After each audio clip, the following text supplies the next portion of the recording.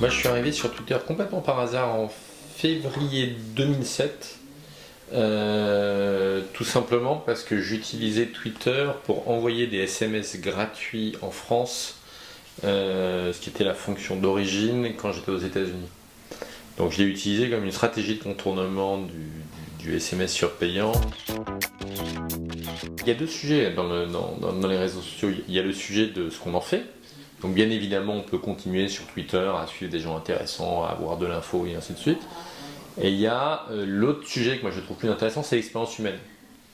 L'expérience de découvrir un être humain qui crée une sorte d'extension bizarre de son réseau au travers de Twitter. Et donc cette nouvelle expérience de communication, de vie, et ainsi de suite.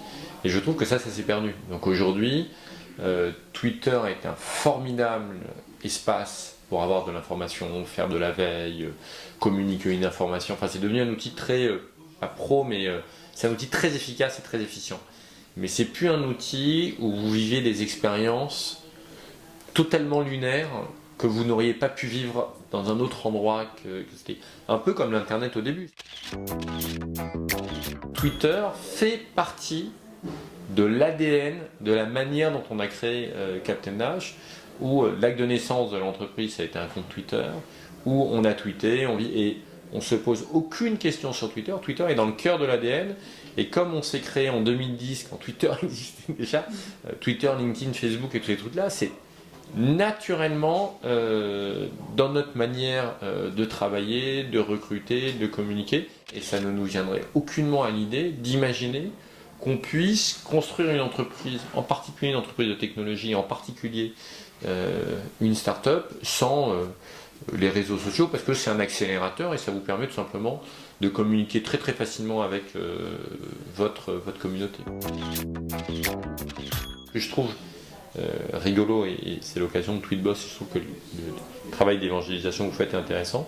C'est complètement invraisemblable aujourd'hui d'imaginer que dans la France d'aujourd'hui, il y a toujours aussi peu de dirigeants d'entreprises qui sont sur Twitter, qui utilisent Twitter à un moment où Twitter est précisément devenu une commodité. Donc c'est à peu près aussi absurde de ne pas utiliser Twitter pour avoir de l'information, communiquer, au moins comprendre comment ça se passe, que d'être dans un monde où on se dirait je me passe totalement de la presse, parce que les médias ne servent à rien. C'est-à-dire que c'est un élément et un canal d'information au même titre qu'un journal, ni plus ni moins, mais c'est quand même fondamental.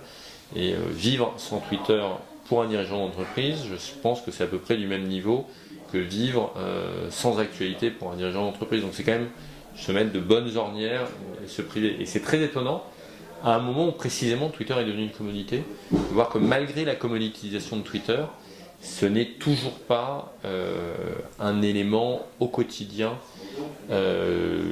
qu'utilisent les dirigeants d'entreprise.